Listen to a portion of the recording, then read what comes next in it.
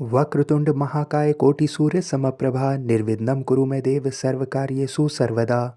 माता पार्वती के पुत्र गणपति को पूरी दुनिया में प्रथम पूजनीय का दर्जा प्राप्त है।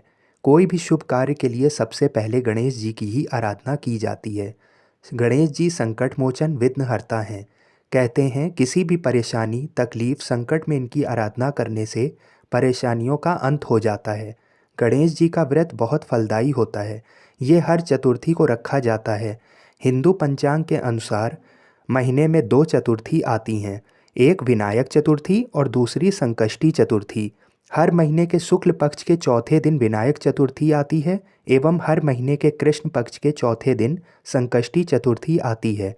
अगर संकष्टी चतुर्थी मंगलवार के दिन आती है तो इसे बहुत मान्यता दी जाती है।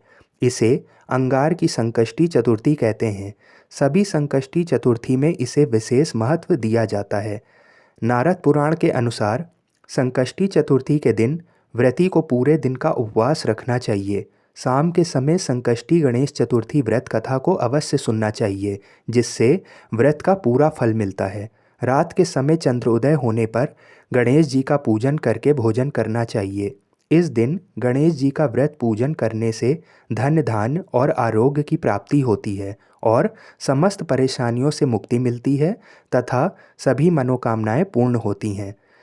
संकष्टी चतुर्थी व्रत के कुछ नियम हैं, जैसे सूर्योदय के पहले उठकर स्नान कर लें। इस दिन पूरा दिन का उपवास रखा जाता है। शाम को पूजा के बाद भोजन ग्रहण करते हैं। स्नान के बाद गणेश जी की पूजा आराधना करें। गणेश जी के मंत्रों का उच्चारण करें। पूरे दिन बिना पानी व खाने का उपवास रखा जाता है। जो ये कठिन उपवास नहीं कर सकता है वह केवल गणेश चतुर्थी की कथा सुनने मात्र से ही उसे फल मिल जाता है।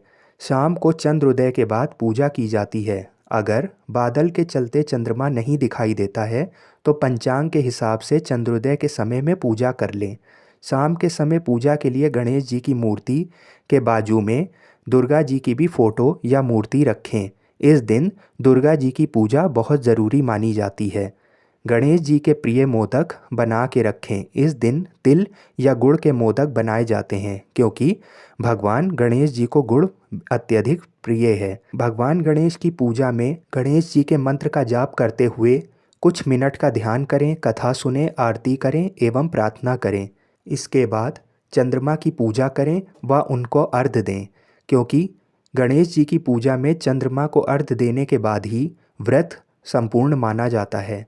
पूजा के बाद सभी को प्रसाद वितरित करें। गरीबों को दान भी अवश्य दें। काशी के पंचांग के अनुसार इस माह चतुर्थी तिथि 19 फरवरी को रात 9:58 से शुरू होकर 20 फरवरी को रात 9:06 तक रहेगी और इस दिन चंद्रोदय का समय 9:25 पर रहेगा। इस दिन अभिजीत मुहूर्त यानी कि शुभ मुहूर्त 11:49 से लेके दोपहर 12:33 तक रहेगा। पुराणों के अनुसार संकष्टी गणेश चतुर्थी व्रत कथा इस प्रकार है। कथा के अनुसार एक बार भगवान शंकर और माता पार्वती नर्मदा नदी के निकट बैठे थे। वहाँ देवी पार्वती ने भगवान भोलेनाथ से समय व्यतीत करने के लिए चौपड़ खेलने को कहा। भगवान शंकर चौपड़ खेलने के लिए तैयार हो गए, परंतु इस खेल में हार जीत का फैसला कौन करेगा, इसका प्रश्न उठा। इसके जवाब में भगवान भोलेनाथ ने कुछ तिनके एकत्रित कर उसका पुतला बनाया। उस पुतले की प्राण प्रतिष्ठा कर दी और पुतले से कहा कि बेटा, हम चौपड़ खेलने जा रहे हैं, परंतु हमारी हार जीत का फैसला करने वाला कोई नहीं है, इसलिए तुम्हें बताना होगा कि हम में से कौन हारा और कौन जीता। ये कहने के बाद चौपड़ का खेल शुरू हो गया। खेल 3 बार खेला गया और संयोग से तीनों बार माता पार्वती की जीत हुई। खेल के समाप्त होने पर बालक से हार जीत का फैसला करने के लिए कहा गया, तो बालक ने महादेव को विजयी बताया। ये सुनकर माता पार्वती क्रोधित हो गईं और उन्होंने क्रोध में आकर बालक को लंगड़ा होने व कीचड़ में पड़े रहने का श्राप दे दिया। बालक ने माता से माफ़ी मांगी और कहा कि मुझसे अज्ञानतावश ऐसा हुआ, मैंने किसी द्वेष में ऐसा नहीं किया। बालक के क्षमा मांगने पर माता ने कहा, यहाँ गणेश पूजन के लिए नाग कन्याएं आएंगी, उनके कहे अनुसार तुम गणेश व्रत करो। ऐसा करने से तुम मुझे प्राप्त करोगे। यह कहकर माता भगवान शिव के साथ कैलाश पर्वत पर चली गईं। ठीक 1 वर्ष बाद उस स्थान पर नाग कन्याएं आईं। नाग कन्याओं से श्री गणेश के व्रत की विधि मालूम करने पर उस बालक ने 21 दिन लगातार गणेश जी का व्रत किया। उसकी श्रद्धा देखकर गणेश जी प्रसन्न हो गए और श्री गणेश ने बालक को मनवांछित फल मांगने के लिए कहा।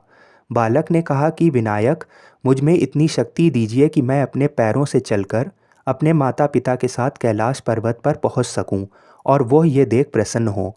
बालक को ये वरदान दे श्री गणेश अंतर्ध्यान हो गए। बालक इसके बाद कैलाश पर्वत पर पहुंच गया और अपने कैलाश पर्वत पर पहुंचने की कथा उसने भगवान महादेव को सुनाई। उस दिन से पार्वती जी शिव जी से विमुख हो गईं। देवी के रुष्ट होने पर भगवान शंकर ने भी बालक के बताए अनुसार श्री गणेश का व्रत 21 दिनों तक किया। इसके प्रभाव से माता के मन में भगवान भोलेनाथ के लिए जो नाराजगी थी वह समाप्त हो गई। ये व्रत विधि भगवान शंकर ने माता पार्वती को बताई। ये सुन माता पार्वती के मन में भी अपने पुत्र कार्तिकेय से मिलने की इच्छा जागृत हुई। माता ने भी 21 दिन तक श्री गणेश व्रत किया और दूर्वा, पुष्प और लड्डुओं से श्री गणेश जी का पूजन किया। व्रत के 21वें दिन कार्तिकेय स्वयं पार्वती जी से आ मिले। उस दिन से श्री गणेश चतुर्थी का व्रत मनोकामनाओं को पूरी करने वाला व्रत माना जाने लगा।